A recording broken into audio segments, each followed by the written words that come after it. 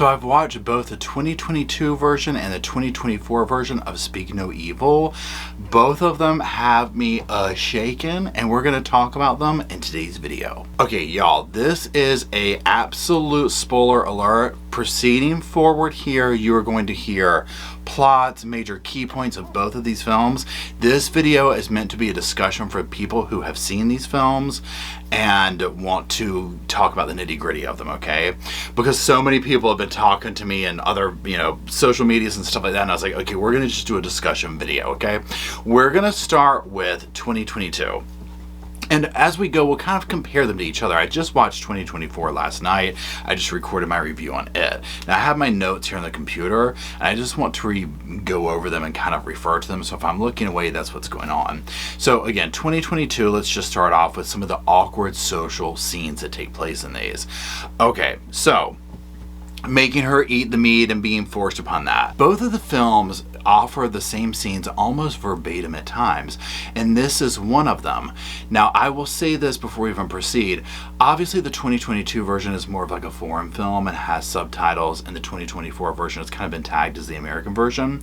So one thing that I question, is I only speak English, is did I grasp more of what was going on in the American version because I knew what they were saying the whole time versus the 2022 version. So if you do hear me talk about some things that you're like, but they did do that, just know it could be that, but also my memory. I mean, I'm almost 47, okay. So the meeting eat thing, right? There's this whole thing in both of the films of going over boundaries. Going over people's boundaries, that kind of thing. So there's that. One of the things that was very different in this one, and my second note here is about in the original, when the guy will go to the bathroom while she's showering. Okay, you don't really see that comfort level, I guess you would say, with nudity in the 2024 version that you do in the 2022. Now, I'm also highly aware that nudity in America is very different than Europe, right? I mean, Europeans are way more relaxed about that. I mean, as it should be, right? It's like more chill over there. It's like, okay, we all have these body parts. Here in America, you just don't see things like that in commercials and whatnot. So as an American person watching it, I was like, okay, I don't know if that's a norm over there to where it's like, okay, well, it's cool, I'm just gonna run to the bathroom and use the bathroom. Over here, if you were to go in the bathroom, whether it's a male or female guest and they're showering, that would probably be really awkward, right? So there's that. I'm not judging on either way, but it was just a difference that I saw where they leave that out. Now, saying that right there, let's jump to the big pivotal scene. In 2022 version, remember that scene where the couple, the victim couple, we'll call them, they go at it, they finally, get laid basically, and their daughter's crying, and so the murderous couple takes the daughter, puts her in the bed, and the mom finds her, and the dude's naked and the whole 9 yards. Obviously, this is a pack your stuff, you get the hell out of that place.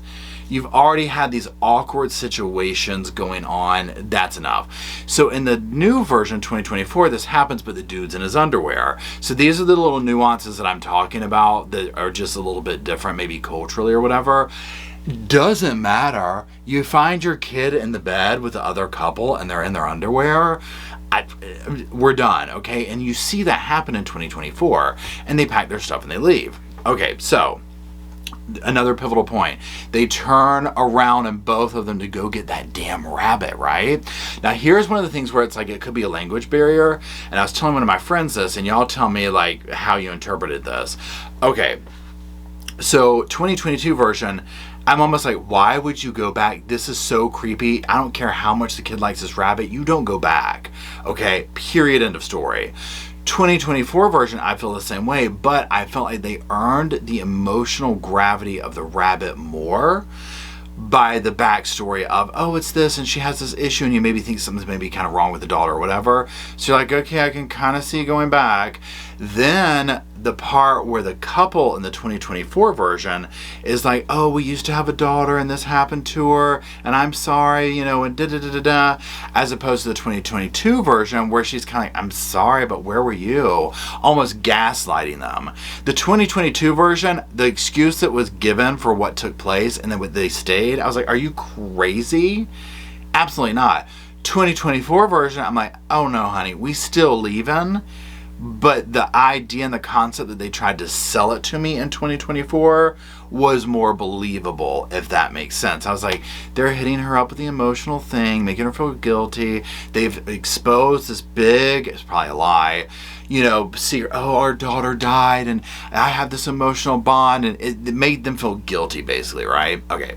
The next huge thing is, let's go to the restaurant scene. Okay, so in the 2022 version, they go to this restaurant and it's like nobody's there. They have this meal, and then the murder couple's dancing and doing all this and like making out, and it's very awkward. Okay, well, in the 2024 version, same thing, but again, this could be language barrier on my part. They explain away why there's not going to be anyone there. So it makes it more like, okay, I'm expecting this. This isn't odd to me. But again, I just could have missed that not reading the subtitles in the first one. So in the 2024 version, where they start talking about, they do this, the murderous couple talks about, oh, well, we like to spice it up in the bedroom by being, playing role play and doing this and doing that. And they kind of insinuate that they like to, swing. And I'm like, this is insane. And again, with the victim couple, I'm like, I would have crawled under the table. Well, then when they do the role play in front of the victim couple and she pretends to go down on him, and they do this pretend thing so long that you actually begin to think that she is doing that under the table to him in front of them. Y'all, I wanted to scream. And then when he's like, I'm just joking, I was like, I'm sorry, we would be gone. That is so cringe and so insane. Let's also talk about the babysitting thing, right? Again, you show up, all of a sudden we're going out, and then at the last minute, I'm not trying to be sexist when I say this, but you'll understand, especially if you come from the true crime channel of mine, when they present a surprise babysitter, I don't care if it's a girl or boy, and you're like, oh, we're leaving our kid? You didn't tell us? A red flag immediately. The fact that it's a grown man, I'm like, yeah, no, okay? No, I'm not leaving my daughter or my son with some grown-ass man that we do not know out here in the middle of nowhere that you're talking about. Well, he can't really speak English. 100% no. 100% no. I don't care if it was the next door's, a little high school girl trying to earn some extra babysitting money. Yes, that would make me feel a little bit more comfortable in the context I'm speaking of. But because it was surprised on me, absolutely not. I get it's a fiction film, okay, 100%, right? But I'm just saying these are the nuances in both of them, and I'm like, no. Okay, let me go to my notes over here. Okay, so then we have like the scenes that take place in both of them with the kids on the slide, and the dad gets abusive, and then the kids singing, the dad gets abusive. That kind of stuff is basically verbatim and these awkward like parental things, but I felt like they were more extreme in the first one than they were in the second one. Okay, let's get into the diversion and let's talk about the end. So again, if you are having any inclination to watch this, I'm getting ready to talk about the end in both of them, so it will completely be spoiled for you. Okay, so in the end, in the first one, we know now at this point, that the dad finds out, he finds the boy dead in the pool, drowned, and he goes and gets, we have to leave. They leave, the car messes up. He goes to get help, and then it turns out his wife has contacted the murder couple to come get them, and they're basically on their way to die. So there's a huge lack of communication going on here. Well, obviously they take the couple there, things go down south, we realize what's going to happen. They take their daughter, they cut her tongue out, and then they bludgeon the couple with rocks. And the whole famous, quote of this movie, why are you doing this? Because you let us. And then they killed them in that way. It was barbaric. Again, I think, I don't even want to say culturally, but maybe like the laws or whatever, like rating systems with films in different countries are different. Because when I watched that one, I was like, I don't think they would show this in America. Like, I don't think this would fly for trying to get a movie out to mass audiences in America and showing like, a kid getting their tongue cut out and, you know what I'm saying? Like that whole insinuation of trafficking and all that, which is what I took from the first one. Part two, not part two, but the remake 2024, Okay, the son, has way more of a role play in this of exposing what takes place and showing the daughter, who then goes and tells the mom, who then goes and tells the dad, and they're all on board, which would be a little bit more believable of, oh my God, we have to get out of here. And honestly, it kept me going where I was like, oh my God, how are they going to do this? And the tension is so extreme here. So once they get the rabbit, they do all the stuff, they're leaving, and the murderous dad throws the boy in the pond, I was like, here we go. Here's some of the differences where the Americanized version is they're going to scare you with it, but they're not going to just show a kid dead, drowned, right? I'm like, that's insane, okay? In the context they're presenting it.